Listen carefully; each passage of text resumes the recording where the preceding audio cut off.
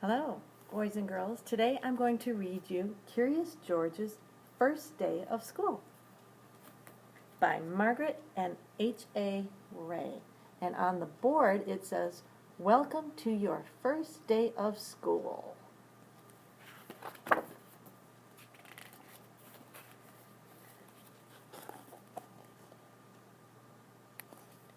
This is George. He was a good little monkey and always very curious. Today George was so excited he could barely eat his breakfast. "You have a big day ahead of you, George," said his friend, the man with the yellow hat.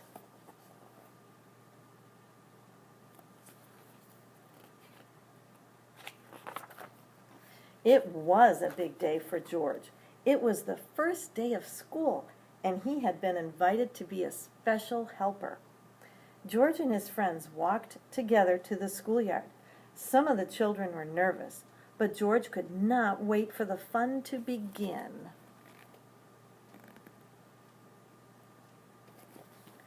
In the classroom, George's friend introduced him to the teacher, Mr. Apple. "Thank you for inviting George to school today," the man with the yellow hat said to the teacher. Then he waved goodbye. "Have a good day, George.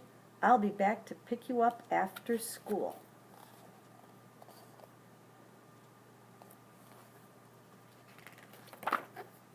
The children were excited to have a monkey in the class. "George is going to be our special helper," Mr. Apple told them. Now look at the picture on the board. It says, "Mr. Apple says, welcome to your first day of school." And what a helper he was! At story time, George held the book. At math time, the children could count on George.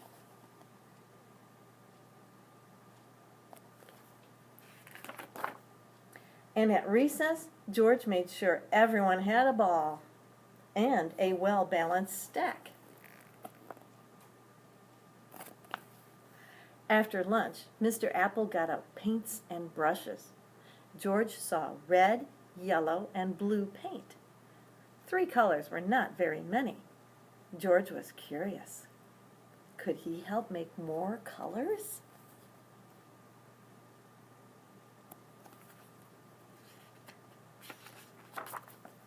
First, George mixed red and blue to make purple.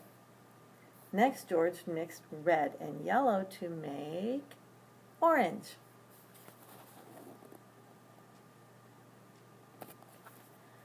Then George mixed yellow and blue to make, what do you think?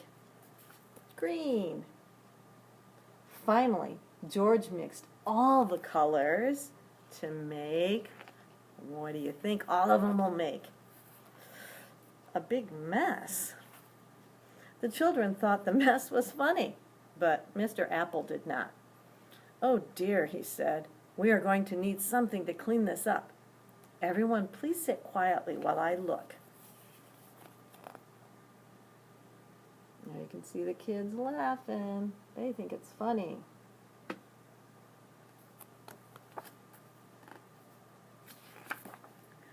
George did not mean to make such a mess, and he certainly did not want to sit quietly. He wanted to help. It was his job, after all. George had an idea.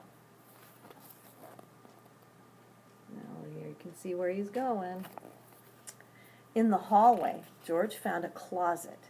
In the closet, he found a bucket. And in the bucket, he found just what he needed. What do you think he needs to clean up all that messy paint? A mop. George was on his way back to the classroom when he heard somebody yell, "Stop, stop, what are you doing with my mop?" The janitor ran after George. "Stop, stop, no running in the halls." The principal ran after the janitor. But George was going too fast to stop. He grabbed the doorway, swung inside, and sploosh! The bucket tipped, the mop dropped, and George slid across the floor. Oh no. Now the mess was even bigger. Mr. Apple looked surprised. The principal frowned. The janitor just shook his head. And George, poor George, he felt terrible. Maybe he was not such a good helper after all.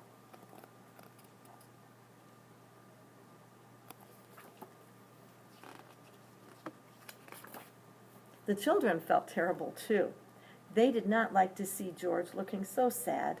They thought he was a great helper, and now they wanted to help him. Look at the kids' help. So the children all lent a hand, and some feet.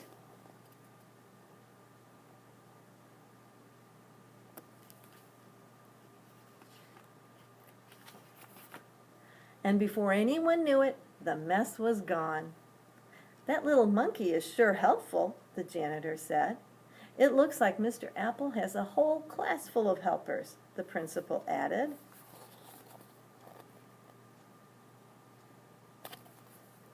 At the end of the day, when George's friend arrived to pick him up, Mr. Apple said, "Thank you for all your help, George.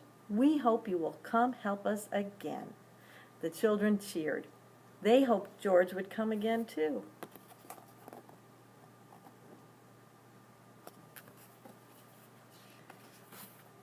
George waved goodbye to his new friends. What a great day it had been. He could not wait to come back to school.